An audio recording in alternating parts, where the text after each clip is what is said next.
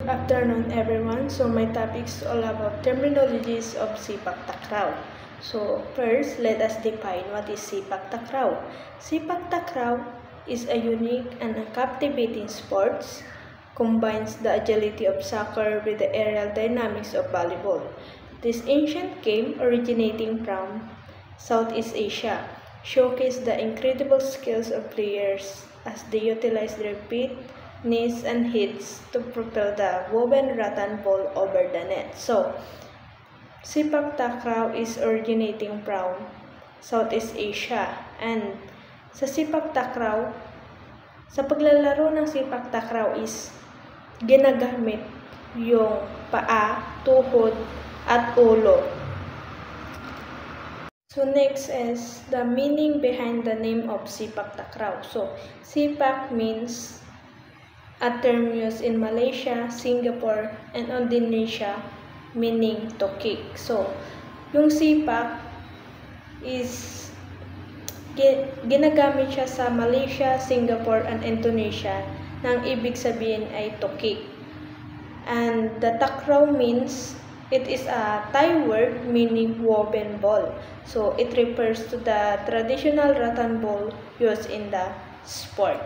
So next is the three dramatic sepak takraw moves. First, roll spike. The player jumps with their back to the net, rotates in the air, and kicks the ball over the opposite shoulder in a dramatic acrobatic motion. So, the roll spike, the player jumps backward towards the net, spins mid-air, and kicks the ball over their opposite shoulder in a dynamic, acrobatic move. Imagine a gymnast doing a black flip and kicking a ball over their head. So, yung player is nagja-jump siya backwards towards the net to kick the ball. And the next is sandbag spike. The player jumps with their back to the net and kicks the ball over the same shoulder as the kicking foot, similar to a bicycle kick in a soccer. So, yung sandbag spike naman is the player jumps backward towards the net and kicks the ball over the same shoulder as the kicking foot, resembling a bicycle kick in soccer. So, think of a soccer player scoring a goal with a bicycle kick, but instead of the ground, they're kicking the ball over the net. So, the player, sinisipa nila yung bola over the net instead of the ground. And the last one is seating, a high pass by one player to a teammate or to themselves, setting up a powerful spike on the next move. So, yung settings po is a high pass by a one player to a teammate or themselves, setting up a power spike on the next move. So, imagine a volleyball player setting the ball for a teammate to spike, but instead of hands, they're using their feet for a higher, more controlled pass. So, dito naman, kung sa volleyball, ginagamit yung kamay para ipasa yung bola sa kabila or sa opponents. Dito sa sepak takraw is to kick a ball, ginagamit nila yung paa to more control pass the ball. So, next naman is the serving and scoring. So, first is service toss. The ball is tossed to the server by one of the forwards.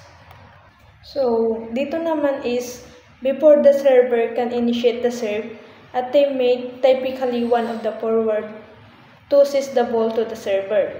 This ensures that the server has a controlled start and can focus on the serve itself. So, the second one is service.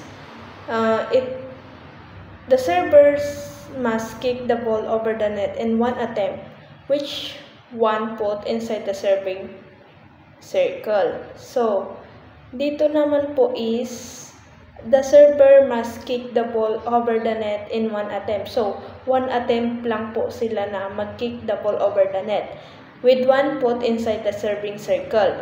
This is the crucial moment of the serve where the server aims to send the ball over the net and to the opponent's court. The requirement of one foot inside the serving circle ensures the server is properly positioned and doesn't gain an unfair advantage. So, yung server dapat is nakaposition siya ng maayos to doesn't gain an unfair advantage.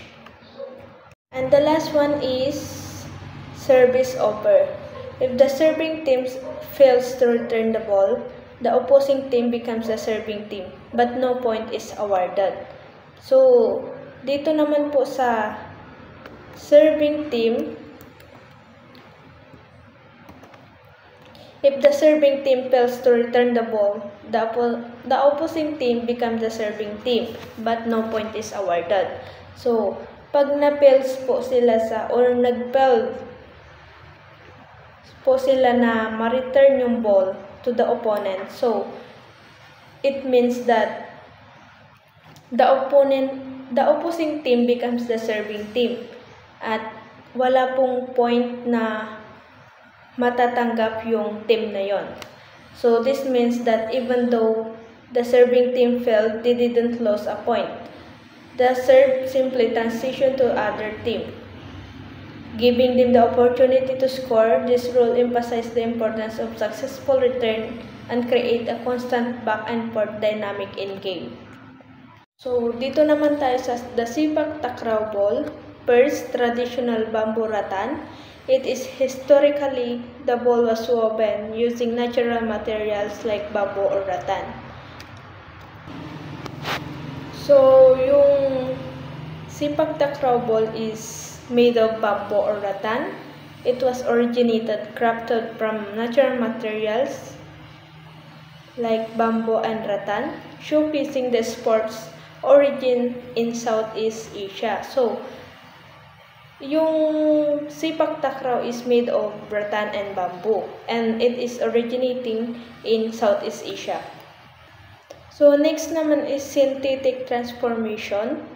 In 1982, a company introduced woven synthetic plastic balls which are now used by most players worldwide. So, in 1982, synthetic plastic balls were introduced, offering greater durability and consistency, and quickly becoming the standards for most players. So, sabi nga dito is 1982 nung na-introduce yung woven synthetic plastic balls. So, ginagamit ito ng halos lahat ng players worldwide. The last one is spherical shape. It is the Takraw ball maintains a consistent spherical shape regardless of the material used. So, dito naman sa spherical shape, despite the shape and materials, Sepak Takraw balls retain its spherical shape, ensuring a consistent and predictable flight path during gameplay. So, yung bola is, yung shape niya is spherical. Sabi nga dito is ensuring a consistent and predictable flight path during gameplay. So, next naman is the flow of a Sepak Takraw match. So, first is service toss. The ball is tossed to the server by one of the forwards. So, the player forward on the serving team tosses the ball to their teammate, setting up the service attempt. And the second one is service. The server kicks the ball over the net in one attempt with one foot inside the service circle. So, dito naman sa service, yung service is sisipain niya yung bola over the net in one attempt only at saka 1 put inside the serving circle. And the last one is rally. Players use their feet, knees, and heads to keep the ball in play, setting up powerful spikes. So, dito po is players on both teams use their feet, knees, and heads to keep the ball in play, creating a dynamic and exciting exchange of skills. So, dito nga sa paglalaro ng sepak takraw, like what I said earlier, that it uses feet, knees, and heads to keep the ball in play. So, dito naman tayo sa scoring system. So, the first one is set. First team to reach 15 points win the set. So, unang team or opponents na to reach 15 points is mananalo siya sa first set. And sa pangalawa naman is match. A match is the best 3 sets. The third set is played in a 6-point tiebreak. So, dito naman sa match is a sepak takraw match consists of the best of 3 sets with a 6-point tiebreak used to determine the winner of the third set if necessary. So, if sa sepak takraw is sa sepak takraw is may 3 sets, and if the 2 team will tie, so magkakaroon ng 6-point tiebreak para ma-determine kung sino ang panalo. And the last one is scoring. Scoring is a point is awarded when the opposing team fails to return the ball over the net. So, dito naman sa scoring sa sepak takraw, a point is awarded to a team when the opposing teams fail to return the ball over the net, emphasizing the importance of precise control and strategic plays. So, sa scoring ng sepak takraw is if nag-fail yung unang team to return the ball over the net, so points ng kabilang team yon to precise control and strategic plays. So, yun lamang po, and thank you so much.